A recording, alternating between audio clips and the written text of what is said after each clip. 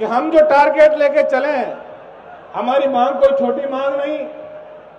प्रदेश और देश की सरकारों को झुकाने का हमारा बहुत बड़ा कार्यक्रम है। यहाँ युवा साथी जो जिनको व्यवस्थाओं में लगना चाहिए, हमें कुछ चीजें अवश्य सीखनी होगी कि आज हमारे बुजुर्ग जिन्होंने बहुत संघर्ष करके और राजस्थान के अंदर अपने खून पसीने की कमाई से एक हमें वो प्लेटफॉर्म उपलब्ध कराया कि आज हम सत्ता और प्रशासन में बैठे बड़े अधिकारियों की आंख में आंख डाल के बात करने का हम लोग हौसला रखते हैं।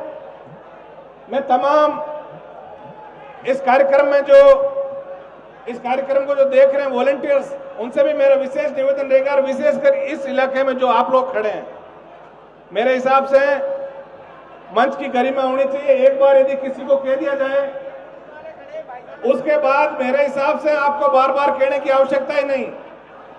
यदि हमें वास्तव में आरक्षण की लड़ाई लड़नी है, हमें जोश के साथ होश रख के और बहुत अनुशासित तरीके से आगे बढ़ना होगा। वही आंदोलन सफल होता है जिसके अंदर मंच का संचालन करने वाले या मंच पे अपना उद्बोधन देने वाले व्यक्ति जो भी आपसे अनुरोध करें, उस अनुरोध को आप बहुत गहराई से उसको समझने का प्रयास करें कि वो लोग बार बार आपको व्यवस्थाओं को क्यों कह रहे हैं।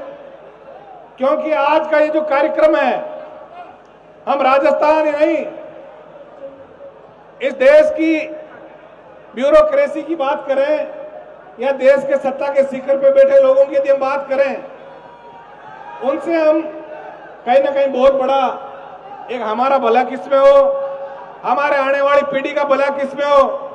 आप लोग यदि यहां से सुन के नहीं जाएंगे, सिर्फ नारों से कुछ नहीं होगा। बहुत बड़े बड़े वक्ता आए हैं यहाँ, और हमारा परम सौभाग्य है कि मंच पे बहुत बड़े सरदारी के लोग, बहुत अनुभवी लोग आए हैं। हमने सही बात है, एक ही नारा जानते हम, हनुमान बेनीवाल संघर्ष करो हम तुम्हारे साथ हैं। अब समय आ गया है देश की आजादी के 75 वर्ष बाद कि हमारा आगे चलने वाला बड़ा भाई, हमारे आगे चलने वाली सरदारी संघर्ष नहीं, हमें सत्ता पे कब्जा करना, ऐसा यदि हम सोचेंगे तभी हम इन सब जितने बड़ी हमारी मांग है उन मांगों का हम पूरा कर पाएंगे। मैं युवाओं से विशेष निवेदन करूंगा एक बार पुनः, मेरे तमाम छोटे भाइयों से, कि जोश के साथ होश रखे और यहाँ आए हुए प्रत्येक, क्योंकि ये कोई राजनीतिक मंच नहीं, अलग अलग विचारधाराओं के लोग एक सामाजिक ताने बाने को मद्देनजर रखे और एक मंच में इकट्ठे हुए हैं। जो भी ये बात कहें, इस बात से ऐसा कोई संकल्प आपको लेके जाना है। अभी हनुमान जी बेनीवाल आएंगे, हजारों की तादाद में लोगों की भीड़ अभी यहाँ उमड़ेगी। उन लोगों के लिए व्यवस्थाएं कैसी हो, उन लोगों की बातें, उनके साथ जो आ रहे हैं, जो समाज सेवी हैं, जो हमारी कौम के बड़े लोग हैं, उनके विचार क्या है, तमाम बातें सुन के और उन बातों को समझ के और उसके बाद हमें घर जाना। इस चीज का आप लोग ध्यान रखें। मंच से आपको जैसी बात कही जाए, जो भी निर्देश हो, क्योंकि किसी भी आंदोलन में अनुशासन और ये जो माइक जिसके हाथ में दिया जाए, सबसे बड़ी जिम्मेदारी बोलने वाले की, और उससे भी बड़ी जिम्मेदारी आप सुनने वालों की होती है कि मंच से क्या निर्देश दिए जाएं। मैं इस गतिविधि में मैं सबसे बड़ा धन्यवाद मातृशक्ति को भी दूंगा कि आज सुबह 11 बजे से इस तपती गर्मी के अंदर भी मातृशक्ति बहुत तल्लीनता से सबके विचार सुन रही है। मैं युवा साथियों से निवेदन करूंगा, लड़ाई बहुत लंबी है, हमें हमारे जोश के साथ होश को रखे और बुजुर्गों के आशीर्वाद से सही दिशा के अंदर यदि हम आगे बढ़े तो निश्चित रूप से कोई बड़ा हमारे लिए टारगेट नहीं, आरक्षण सरकार को देना ही पड़ेगा।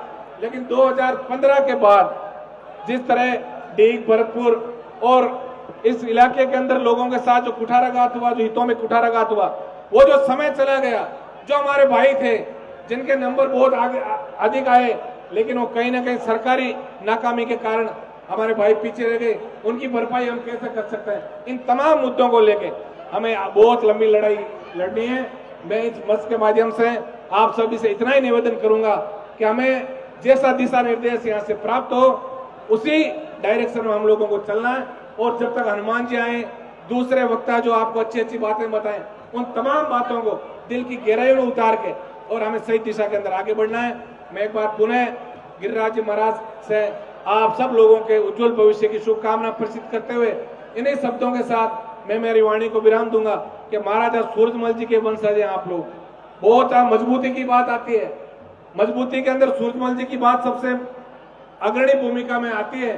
तो मैं इतना ही निवेदन आप सबसे करूंगा, हमारी रगों में जो खून दौड़ रहा है, हमने आज तक 35 कौम के लोगों के साथ सुख और दुख में शरीक होके और उनके आंसू पोंछने का काम किया। हमें उन तमाम लोगों को, ये समय आ गया है, उन 35 बिरादरी के लोगों को भी हम ये बताएं कि हम कोई जो लड़ाई लड़ रहे हैं, हम हमारे बच्चों के उज्जवल भविष्य के लिए लड़ाई लड़ रहे हैं। निश्चित रूप से हम सबको मिलकर और सही दिशा के अंदर आगे बढ़ना है। मैं एक बार पुनः आप सबके उज्जवल भविष्य की शुभकामना प्रसिद्ध करते हुए इन्हीं शब्दों के साथ में मेरी वाणी को विराम दूंगा कि युवा साथी सही दिशा में आगे बढ़ें और हम जो एक बहुत बड़ा टारगेट लेकर चल रहे हैं वो हम जल्दी पूरा करें। धन्यवाद। जय हिंद। राम राम।